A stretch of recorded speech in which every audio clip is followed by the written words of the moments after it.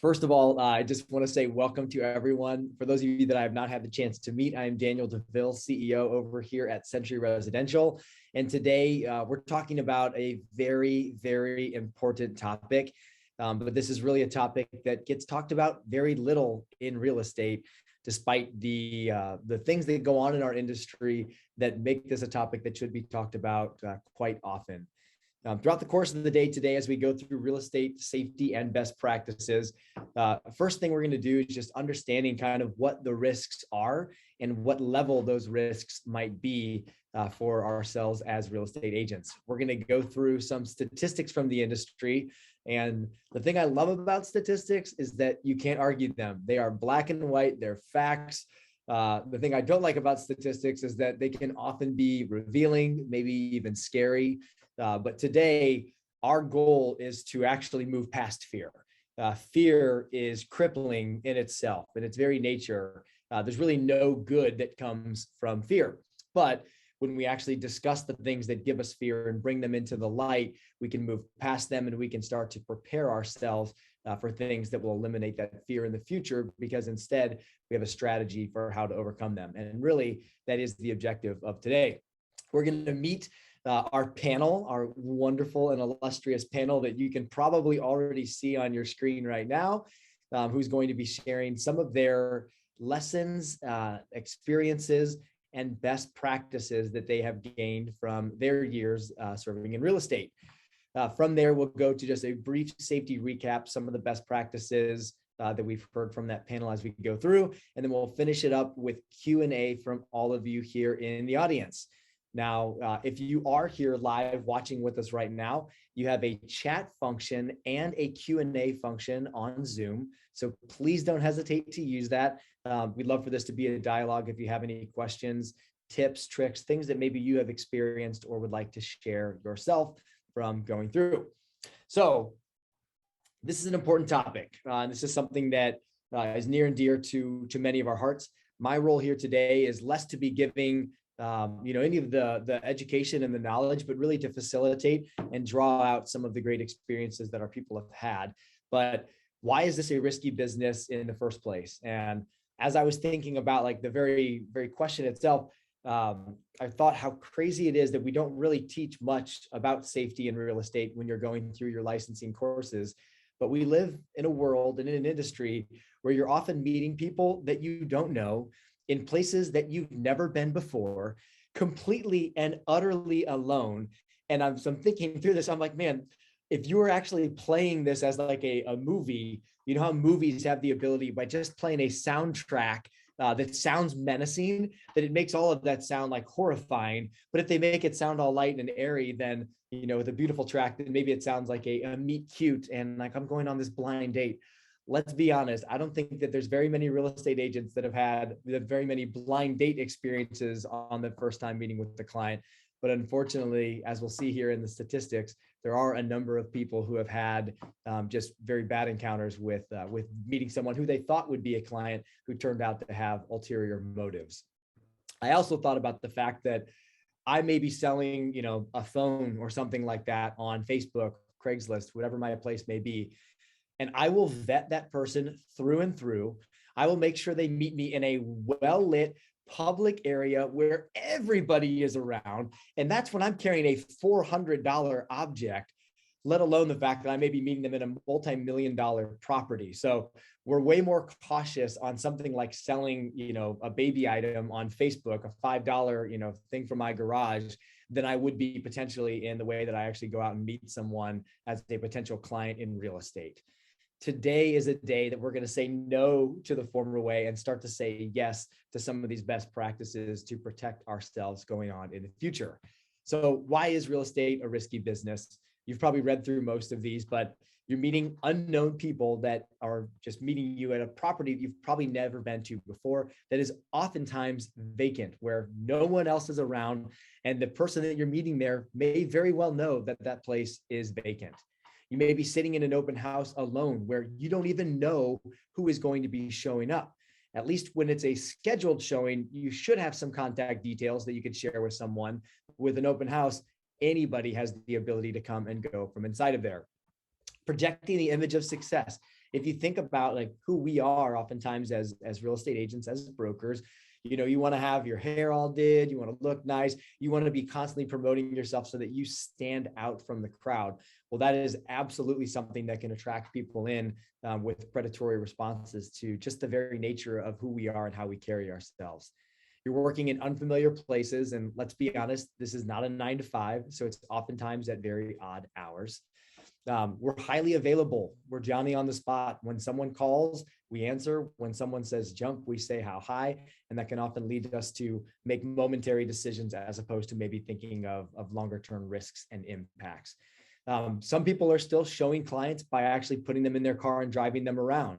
It's not something that's as common as it once was, but it still is something that happens regularly where you may even have a stranger in your own physical space.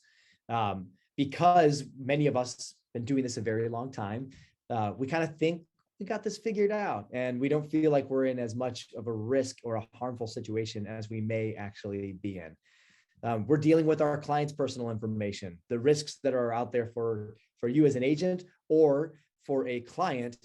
Isn't necessarily just the risk of assault or something like that, but even just identity theft for you and for your clients whose information you may be managing.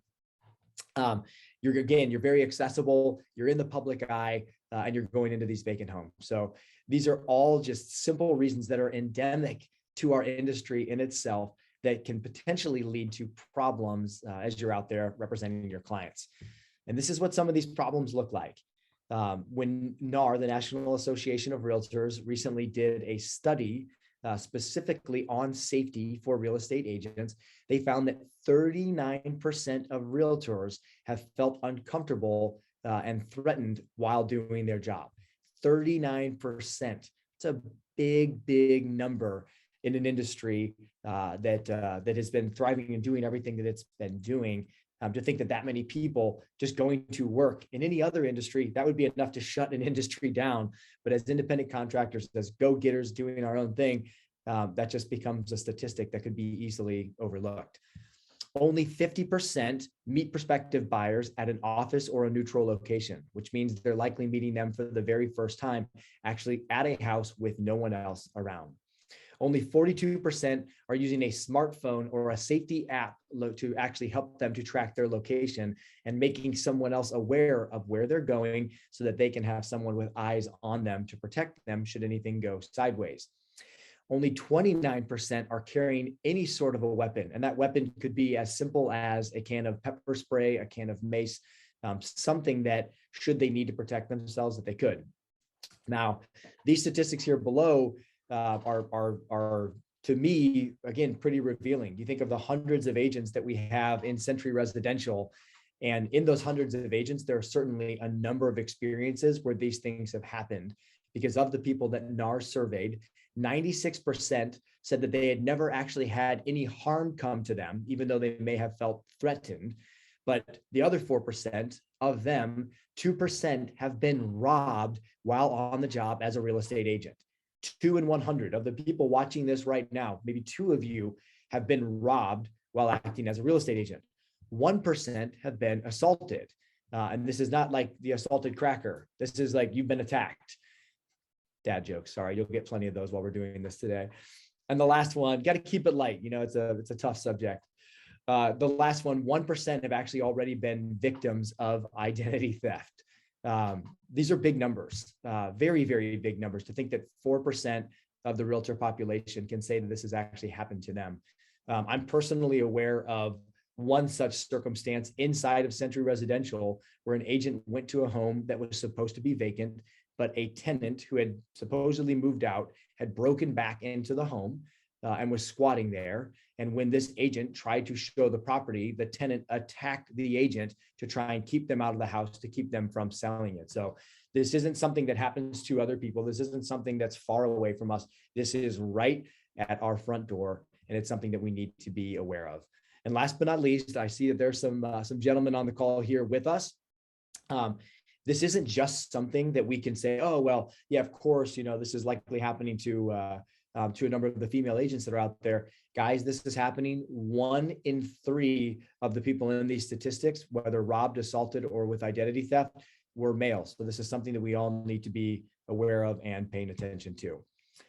Ultimately, no matter how experienced you are, no matter how long you've been in this industry, practicing safety should be something that's on your mind every single time you go out the door to work with clients. We are blessed to have some amazing agents and brokers inside of our company. And today I'm going to be joined by 4 of those agents. And I'm happy to invite to have with me today, first of all, Jason Wood. Jason is 8 years in real estate, 20 years in law enforcement. So pretty excited to hear what he's going to be sharing with us as we go through here today. And he's an Air Force veteran. Jason, thank you so much for joining us. Thanks for having me. Appreciate it. Next up, we've got Stacy Calvert. Stacy Calvert, and sorry, Jason is in Georgia.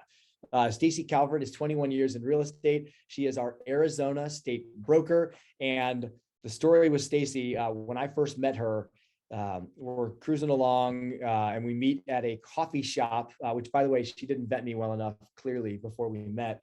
But we meet at a coffee shop. And as we're walking in, I see the side of this car just plastered on all sides of the car, actually, now that I think about it, with, are you a military member? Are you in need of help with your VA loan, selling a home, buying a home, whatever the case may be, like, I'm your gal. And that, by the way, is a terrible paraphrase of this amazing branding that she had, but she leads with her heart and she leads with service. And she's someone that has done a phenomenal job of representing military members and veterans here at Sentry. One of which actually just recently, an Army veteran, active duty, actually, friend of mine, was just able to work with her this past week. But thank you here for joining us, Stacy. Open, Stacy, we got you on mute. Next up here, I'm going to go over to Andy Piedra, sitting in the boardroom. Andy, bringing it in the boardroom. Andy is a United States Air Force veteran, 15 years in real estate. He is our broker for Washington, D.C., Virginia, and Maryland. And has some great wealth of knowledge to be able to share with us here today on this topic. Andy, thank you so much for joining us. Thanks for having me. Awesome. Last but certainly not least, Sunny from the sunny state of Florida. We have Sunny Alexander joining us, 11 years in real estate, Army veteran. Remind me, is it Red Sash? Red Sunny? Sash. Red Sash. Paying homage to her alma mater. But Sunny is a broker for us down there in Florida, and yet just another great resource for us to have on the call here today. Thank you all for joining me. I've got some tough questions for you here today, but I'm really excited to hear some of the wisdom that you can impart for the various agents, both inside of Sentry and outside of Sentry, that'll be watching this or joining us here today. So thank you again for coming on. So I'm going to go through a series of questions to gather from you some of the wisdom that you can share from your years. But the first one that I want to ask is, what concerns you right now about the trajectory of safety in real estate? And you guys can all just leave yourselves off of mute. Just chime in. For me, it is, as you touched on before, the online availability of our information. And the more we market, the more we are putting ourselves out there and our families. So I think with the social media platforms really does expose us more compared to previous years. Absolutely. Yeah. Time goes on and we find ourselves in more and more available positions. Anyone else?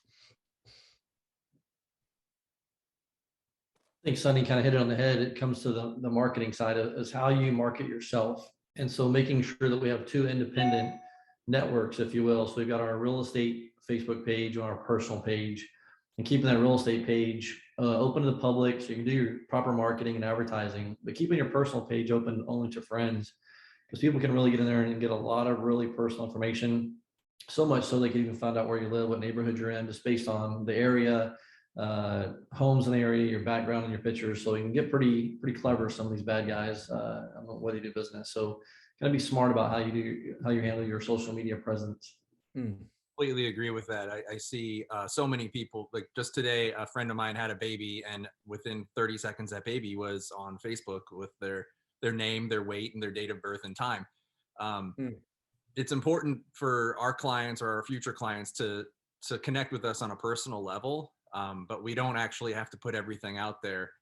because that makes us quite vulnerable. So, my Facebook page is, robust, and it's really open, but I leave my family off of that as much as possible. That's good. That's good.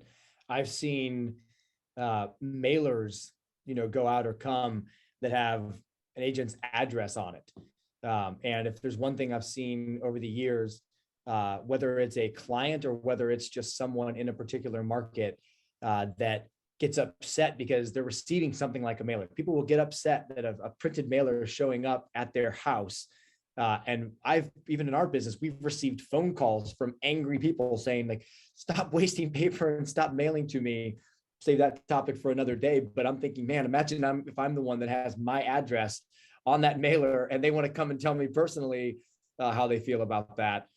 There's little subtle things that I think that, because of the information availability, it's pretty easy for anyone to find anyone these days, that we have to be more protective of that. I think that's great. It's important for us all to sort of consider ourselves like a B-list celebrity in a way. I know that sounds cheesy, but just kind of protect yourself as if you were a celebrity, because you're just a public figure that somebody probably looks up to. And we've seen some horror stories over the decades of things that have happened to celebrities. So just protect yourself. Andy, you are A-list all day long in my book, my friend. I know, that's how I protected myself. All of my mailers, I put Dan's home address on it. I'm wondering, someone comes by and spits on my driveway every day. Now I understand. Okay. That's good. So let me ask you, for each of you on here, I'd like to hear some stories. So have you or anyone been in a situation that compromised or even may have compromised your safety? I've got a story. So back in San Antonio, worked there for several years, and there's an agent there named Janice Tisdale. So I recommend you guys go out and check her out. She was actually on ABC News. They did a segment on her. So back in 2010, just before Christmas, she was out showing a client some homes, just shy of $1 million. And she's shown a couple of homes already. Well, on this particular day, she's got this kind of not so good feeling, right? Shows up to the house and she sees the guy there, and he's supposed to be with his banker who's not there. So she takes off her jewelry and all of her stuff, secures it in her car, and goes in and walks her property with him. And she's like, "Where's your banker?" "Oh, he couldn't make it." So she gets this warm, not so fuzzy feeling, right, of what's going on there. And so she, well, we should probably leave. So she goes outside. She gets outside. Next thing you know, she bends over to pick the lockbox up, and he cracks her over the back of the head with a tire iron. She falls forward, hits her head on the concrete of the house, and now she's got blood running down her head. So former flight attendant, she knew how to kind of keep calm. She's telling, "Look, I'll just tell my husband I tripped and fell. I'll just write a letter that you didn't attack me or whatever. Like, I just, let me go to my car and get paper. We'll clear this up. We got to get out of here." He said, "I need $4,000. She goes, "Well, let me go to my car and we can figure it out." So he breaks loose a little bit, lets her get to go to his car to get some paper. She bolts for her car. He catches her in the way, wraps her up, and then next thing you know, he's got her and she's screaming and yelling. And these kids drive by with their windows down. They hear what's going on, circle back around. They get out of the car, altercation ensues. She breaks loose, gets to the cops down the road, and then the cops wind up catching the guy. He's currently serving 60 years in prison. So when you think that you've already met somebody and you feel pretty comfortable with them and you feel like you've got this rapport built, don't let your guard down. And Dan mentioned this earlier about jewelry, putting on the super, presents with high class jewelry or outfits, or getting your hair did. You got to be smart about it, and don't just take for granted because you've showed so many properties that you're in a safe space. You need to have some backup plans and ways to get out of trouble. And so Janice is one of those scenarios of, a victim of real estate crime. And I mean, if he would have racked her on the head hard enough, it could have killed her. So something to think about, keeping your back to the clients, making sure they're always in front of you, create some space. One of the things I used to do is say, "Hey, could you check that sign for me and check the phone number? Because I'm not real sure if this is the right phone number for the agent or whatever, if we're talking about questions," and get them to walk away from you so that you can bend down to get the lockbox, secure the door, or even open the door in some situations. So there's a little tidbit there. Yeah, that's good. Thank you, Jason. A business partner of mine, we were running a brokerage together. She had an issue where she went to a listing or a potential listing.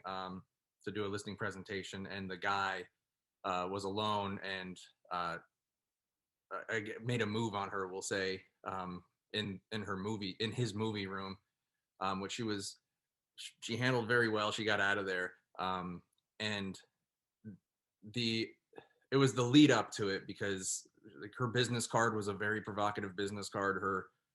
Her social media presence, was like a glamour shot all the time. So a very attractive person, both in person, but then on social media as well, which kind of, I would say, helped draw. I guess the mailman showed up, kind of drew in some of the,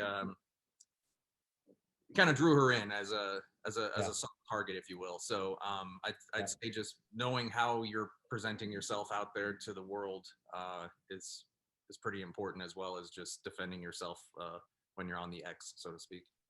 Yeah, that's really important. Thanks, Andy. Stacy, Sonny, any personal or secondary experience for you? Years ago, I had a floor call, and the gentleman wanted specifically me to go out to the property. And I did end up going, but I brought an office mate with me who was a gentleman.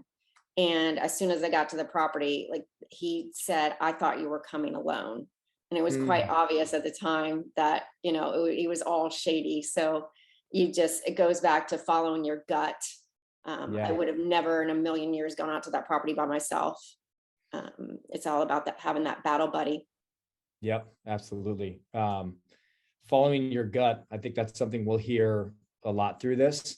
I think that, no matter how strange the feeling may be, and no matter how little of the reason you may have, that you perceive anyway, to have that feeling, when you start to feel that tingle, it's worth listening to. Worst case scenario, you're wrong and you're safe. Best case scenario, you're wrong and you're safe. So I had a situation several years ago, and I'm pretty good about trusting my gut. It's not worth the commission. One time I was doing fix and flips. This was several years ago, doing fix and flips, and I had a female call me. So females can trap you too. It's not just men. If it's people working together, they can kind of put together a plan. The female wanted to see one of our rental properties. I think it was a rental or a fix and flip. And it was like at 10 a.m., 11 a.m. during the week. And I was okay with that. So I get to the house a few minutes early, because I try to get there a few minutes early, open doors. And I always open the back door and front door in case I have to run. I don't know if that's right or wrong. So I got there early, and there's this work truck sitting outside with a guy in it. He's a bigger guy with a flannel. And I'm thinking, that's kind of odd that there's a worker here. It's a vacant home and there's no female around. So I get out of my vehicle, and it was clearly, like, let's say the name was Susie or something, a female's name. And he gets out of his truck the same time I get out and starts walking towards the house. And I looked at him and I said, "You don't look like Susie." And he said, "Oh, that's my wife. She couldn't make it. She got called to work real quick, but I want to look at the house." And I said, "I'm a little uncomfortable with that. She could have called me and let me know." And I let him go in. I opened the door for him. I didn't let him get behind me. I opened the door and let him walk around. And I must have given him, and this is against my better judgment, I think I gave him my business card. And I said, "That's fine. When she's available to see the house, we could see it together, and I'll bring my husband along." And he started getting really close to my face, and he held up my business card with my picture on it, and he said, and he started making these really disgusting sounds and getting closer and closer to me. I had my key kind of like between my, how you hold your keys kind of in case you have to defend yourself. I'm literally getting chills talking about it. But I had my keys like that. I backed myself away from him and I said, "I've got to go." And I ran out the door and I didn't care. And he got in his truck and he's like, "I'll talk to my wife then." And I'm like, there clearly was no wife. Whoever the woman was, it was a setup, because the way he was talking to me had nothing to do with the house. And he's like, "Can you show me the bedroom?" I'm like, "You can go see the bedroom." I'm like, I didn't handle that the way I should have. I shouldn't have even allowed him in the house at all, or to even get me in a position like that. But sometimes I think we get that gut feeling and we don't always trust it, or we don't even always follow it and put ourselves in a bad situation. And in 21 years of doing this, that was probably the scariest, thank God. Any other time, I'm just like, if I don't feel right about it, I'll cancel, or if I can't get somebody to go with me. Yeah. But That's good. I mean, I think you touched on something very important. It doesn't have to be the person that you're speaking to that may be the assailant. And the other thing to keep in mind here, what we're talking about isn't specific to real estate. Crime exists. Crime exists no matter what. What I would posit as something that's statistically shown here is that we're more prone to it than people in other industries and just than the general public for a number of reasons. One, oftentimes, like, you're trying to perpetuate this example and this view of success. So you want to wear, a sport coat. You want to drive a nice enough car that clients will perceive that you're, doing well, or that you are doing well, for that matter. You may be wearing a nice wristwatch. All these things that may show some sort of wealth that can make you targeted. You're likely, if you're in real estate, more often than not, like, real estate agents, like, are attractive to some degree because they're constantly throwing their face on everything. Why do we do that? Not sure, but our faces end up on everything, and it's constantly being shown and being made to, as Andy said, some agents, it's glamour shots in every single photo and every single post. You make yourself available. You're meeting with strangers, and I'd say the last one that's to me making us more prone to this is that what's on the upside is oftentimes big commissions, and it's very easy to become blinded by that. I've got two stories that aren't necessarily real estate related, but I think, again, just help to drive home the point that we should all be caring about this. Stacy, one of them's like yours. It was actually my wife. She went into a hotel that she shouldn't have probably walked into after she saw the crooked sign out front and went, probably should have rebooked. But she went in, girl at the front desk, very sweet, very kind to her. But she kind of like picked up on like a weird glance from the girl at the front desk to someone who was sitting in a chair. She went into her hotel room because of that weird glance, bolted and did the top lock on the door. No more than 5 minutes later, does someone come, put a key in her door and start to open the door. And she noticed the lock up top catches it. She noticed it was the guy that was sitting in the front. So the two were in cahoots, where she would give him keys and he would then go in and be able to, do anything to assault. Fortunately, she was obviously protected in that situation. She called the police. Police showed up. She was able to leave the hotel. But there are people lurking out there looking to do harm to others. And I think that in this industry, we could find ourselves more often in those crosshairs that we need to be protecting against. I have a question for you again. How do you research clients and prepare for an initial client or prospect meeting? So it's been a long time since I've actually gone out with a client because I'm up here in Canada. But what I would be doing is, one, like what everybody does, is get on social media and look these people up. I do this with investments too. If like someone's going to flip a house and they want help with the funding, I'll look the people up. And if they don't have a presence out there online, I'm just not going to help them. They might be just perfectly fine people. It's just, to me, that's a little bit of a red flag. What I would add to this is, when you go to test drive a car, the car salesman that goes with you gets a copy of your driver's license, right? And it's part of the policy. There's nothing that says you guys can't ask for them to send you a copy of the driver's license. And when they ask you why, you can say for safety, and it's a company policy. And if they have a problem with that, that should be a red flag big enough for you to know that maybe I'm not going to go meet this client. It's good. If I get pushed back on asking for a driver's license, I'm very blunt with them. I don't know you. You may be a killer. I don't know. And Yeah. that definitely throws them off. If that response, or if their response to that is, well, I'm not going to give it to you, great, we're done. Yeah. Yeah, for sure. Another good option too is to look at, if you're out showing homes, hopefully you've got them pre-qualified before you ever show them a home. So they've already gone through the lender and the lender's vetted who they are and they've got the funds to go buy a house. So hopefully if you're doing your due diligence and not wasting your own time, you let your lender kind of vet them for you, as well as, like Andy said, do your social media stalking and figure out who's who in the zoo. A lot of these would-be buyers, however, like the ones that make my, skin crawl a little bit, like the hair on the back of my neck jump up, are the ones that are like, I'm a cash buyer. I found you online. Let's go see this house. I have an agent right now that's got one of those. He's like, he's a $5 million buyer. I'm like, so what? Like that, to me, that's weird. Yeah. And then, so he asked for proof of funds and the guy sent him a bank statement with $10 million in it. I'm like, and he found like a guy with $10 million in a checking account found you online. Like, just be very, very wary of this situation. So like there wouldn't be a lender involved in something like that. Right. Yeah, definitely take a friend with you. Proof of funds is a good one as well. That's good. Any others? I agree with the social media for sure. I do that with anybody.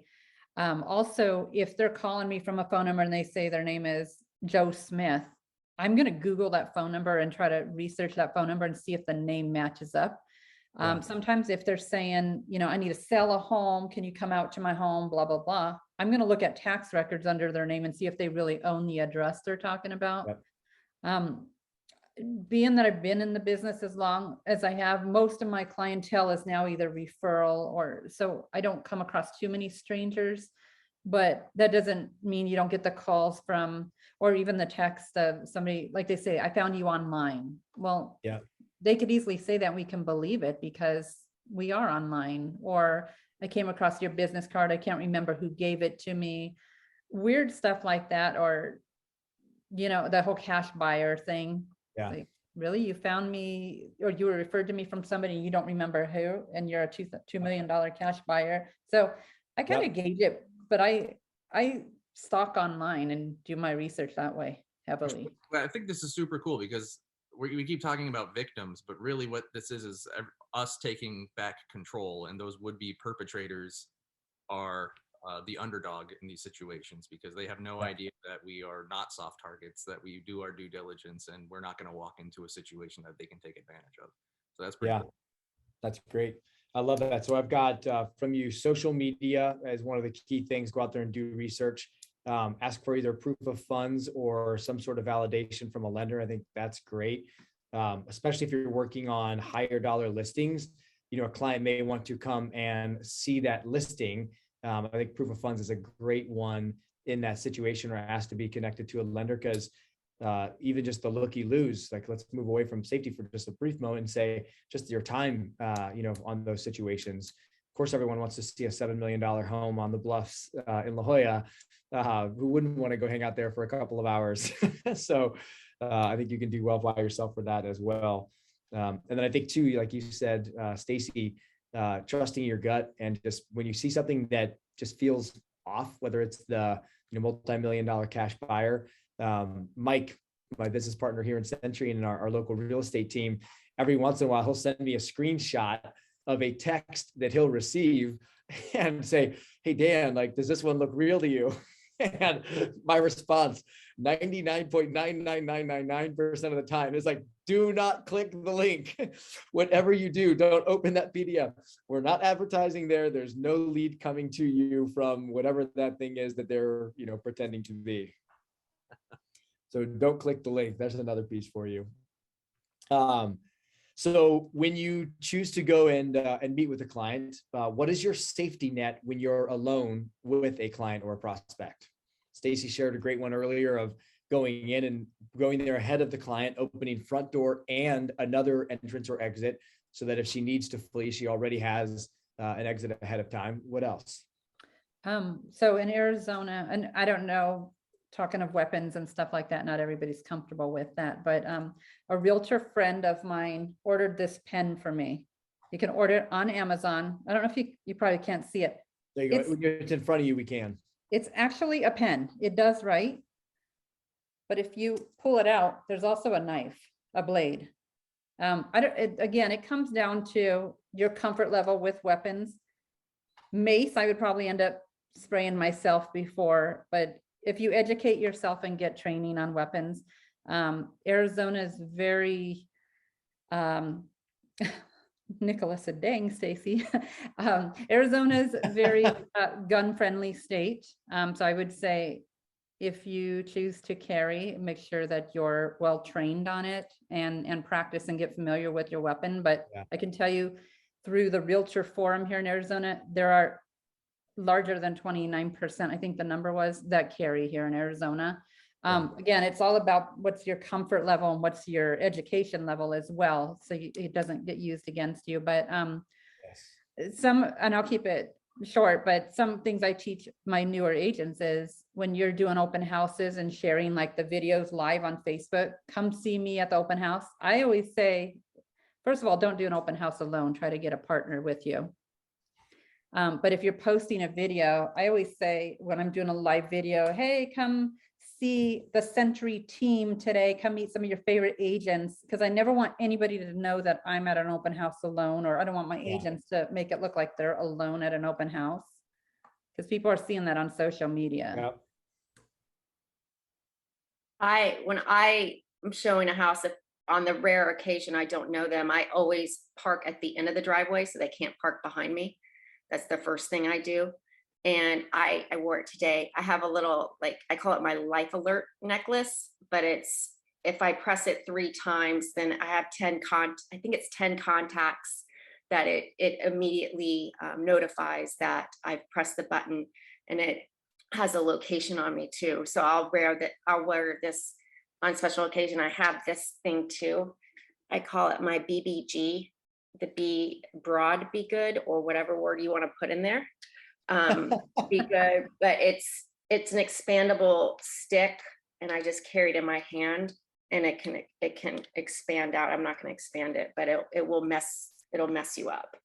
So those are my, again, on the rare occasions that I feel like I need it, or if I'm going into a vacant home with a trusted customer, sometimes I grab this too, just to have it.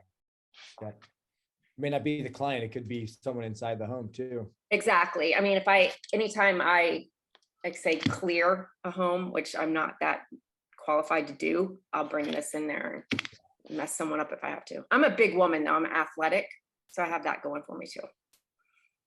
Honey, where did you get the thing that you wear around your I neck? was gonna say, so when we get done here, if you would, rather than going now, Stacy, Sunny, please send us, if you have like actual product names or anything like that, we can compile a list and include that with this video. Okay, Actually, perfect. we put our logo on it. Put our logo on it, yeah. There you go. The Sentry ass whooping. Yeah. Anything for you guys, Jason or Andy? We have and I'm glad we're doing this training because it's a good time to refresh with my own team. But back when we were our own brokerage out in the DC area, as a result of that situation that my former partner had with that guy in the movie theater in his house, we created a safety word. It was terracotta. So if you were meeting with a client that you didn't know, you could, and like before you go to meet that person, someone in the company would need to know where you're going to go, like which properties you're going to, and you have to take a phone call, and you just use the word terracotta in there at anywhere, because I mean there's no terracotta in Washington DC, so you might want to do a different one for maybe Florida. But and Andy, that brings up a great point, like having that key word, right? So if you've got maybe they're asking a question about a particular room and you're not getting that warm fuzzy, you could call and say, hang on a second, let me find out for you. Let me come back to the office, have my assistant hook it up. Maybe you call 911, or maybe you call, one of your teammates. But if you ask for the red file or a blue file or whatever, they know the blue files, that panic word, right? And they know where you're at. And once you panic word, and there's the, hey, maybe come and help me. Like call the police, red file, blue file. Can you come to this house and back me up? Right. Yeah, I need the blue file on, 123 Maplewood, and then that's your address, and that's where you're under arrest. They can call 911 for you. You start screaming, terracotta, terracotta. Did you say panna cotta? That's good. Broker be good stick. That's good. I think the only other one that I didn't hear anyone mention that I think is a good use of technology now, There's great apps now, even just natively on iPhone, things like Friend Finder, not only making someone aware always that you're going on a showing, like no matter when, if you're going to meet someone at the house, like make sure someone else other than you knows, even if worst case scenario, that you're at least putting it on your calendar with the address and the name of the person that you're meeting, so someone can easily get access to that. But then two, making sure if someone is aware that you can also have like a location shared for the day with someone, so that they can see you, and that should something happen, that they can be able to track and keep up. But we got safety. And on the East Coast and some of the associations, they have paid for apps specifically for their agents for this very purpose. So that might be something that other agents want to look into in their own associations. Absolutely. So safety word, weapon, having someone with you, making it visible socially as well, that someone else will be with you, especially if you're at something like an open house where you're promoting that. Don't get parked in. The alert necklace, having 2 doors open, phone tracking, some sort of app, and then notifying someone always. Great tips. So here's one that makes it more specific to the digital realm that we live in now, which is every bit as real and pervasive in our lives as the physical realm. What are practices you use to protect yourself from the public or with the public digitally, both from an accessibility of information and identity standpoint? On social media, I just don't put anything on there about my family. Things are about me, and they're not like personally identifiable, but they're personable. Like people can connect with me person to person on there, but like they won't know my daughter's name, they won't know her age, they won't know my wife's. I mean, if you know me, you know these things, but if you don't, you're not going to figure it out on through social media. Great. I'm personally not good at this, so I'm not going to chime in. I'm listening for tips though. I heard someone else mention earlier having 2 separate profiles. One that is a private, only shared with your friends. Every post is protected. No one sees it unless they've been, accepted by you and vetted by you because they've been added as a friend. And then have your business profile that you have more public and more or less protected or intimate information that ends up on that one. I think that's good. Yep. You have a business entity, and that those mailing addresses for those business entities are publicly known and available. Spend $20 a month and get yourself a PO box and have that be the entity, or go to a UPS store. So that way, when someone shows up because they're ticked off that you sent them a mailer, they're going to go yell at UPS. Thanks again for that, Andy. Appreciate that. Yeah, that's a great one that I need to actually implement, because my home address is the brokerage address. Oh, let's change that tomorrow. Mine is too. Like we have to have a physical location. Yeah. So we do as well in Virginia. It has to be someplace where someone can walk into, and it has to have a mailbox, UPS store. Yep. Well, Oceanside is my address in Georgia. So, and Dan's already got all my swag from the local, MLSs. So he's wearing it. If you're looking at what I'm taking notes on right now, it is Georgia MLSs. Thank you, Georgia. Repping it. That's right. That's if you were on a show like Survivor and people really liked you on Survivor, should they be able to look up where you live and show up? Like that's how you should be treating yourselves, because you are out there. Right. That's right. Awesome. All right. So let's go to my last question here.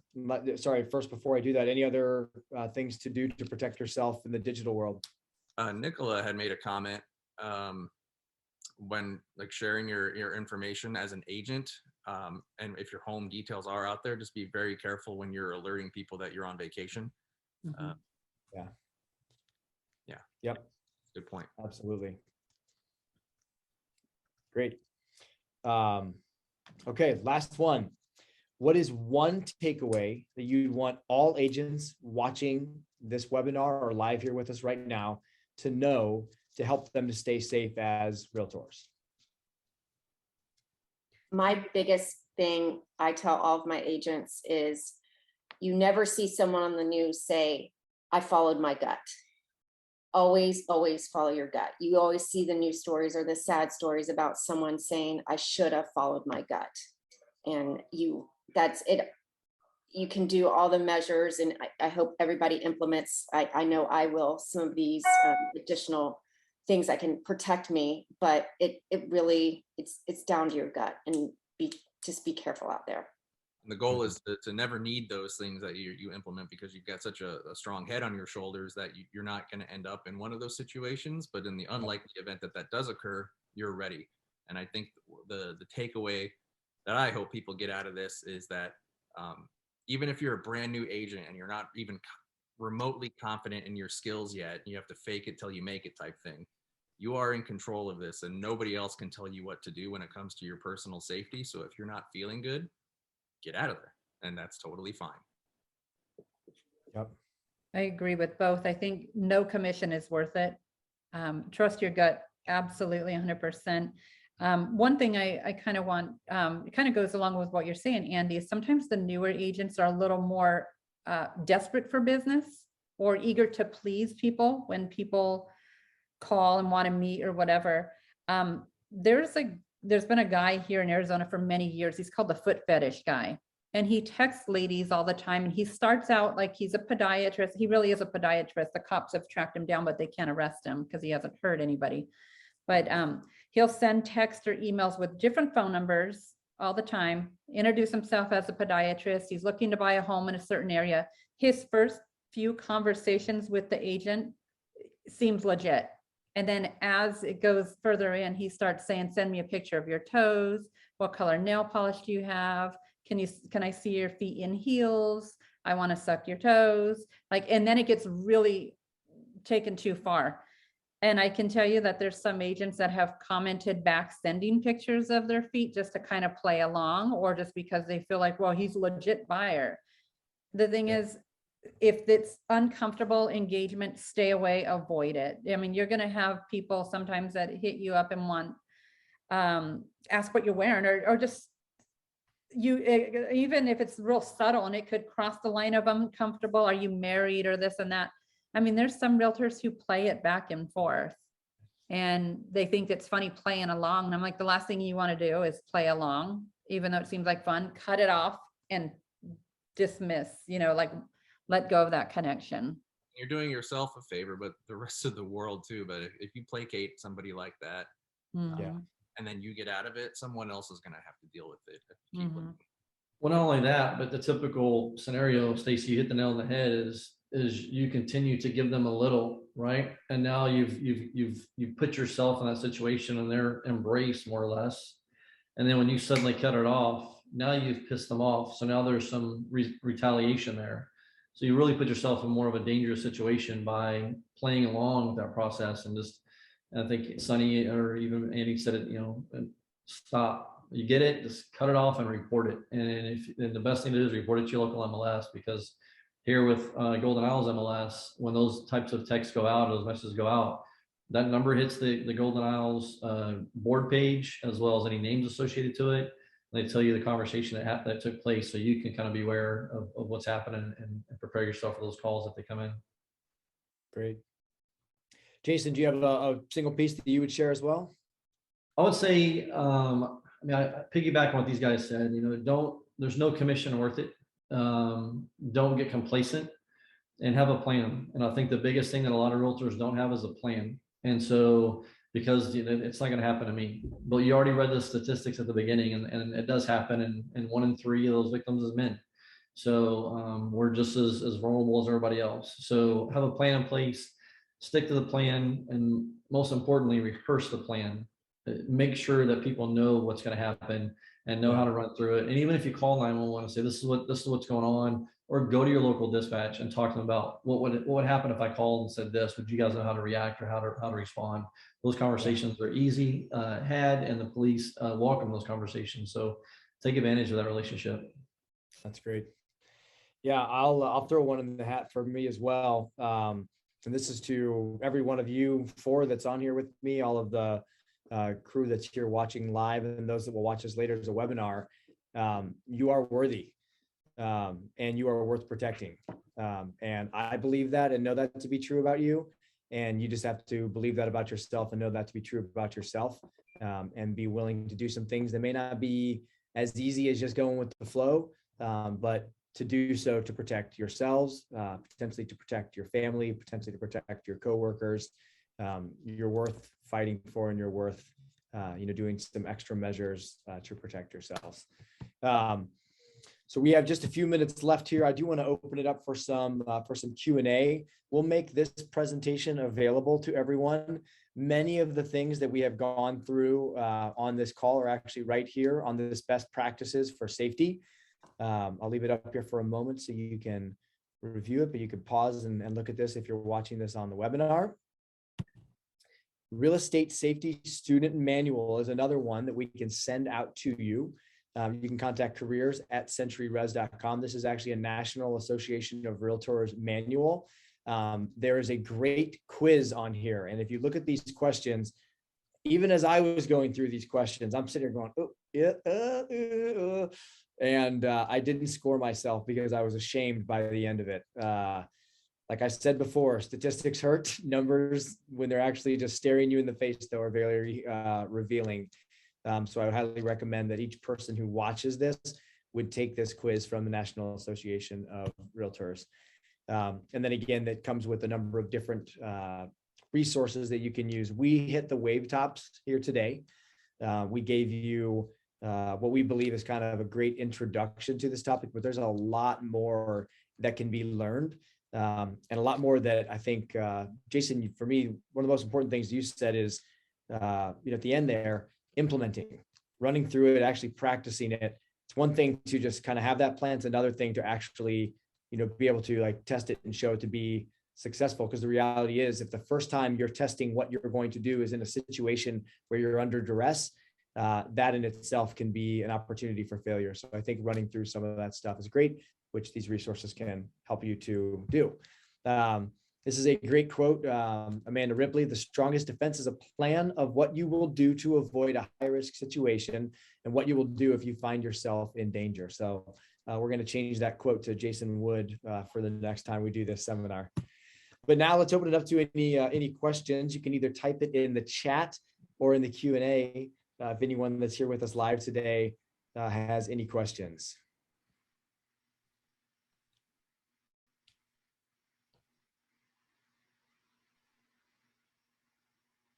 Looks like some of the other states have said, from those that are on here, that there are apps that are provided by the Association of Realtors to put on their phones that will either alert the police or someone else if they choose, similar to Sunny's necklace. Susan says her sister is a loan officer, so she makes sure that they get pre-approved by her first. And if sister's okay with it, then she's okay with it.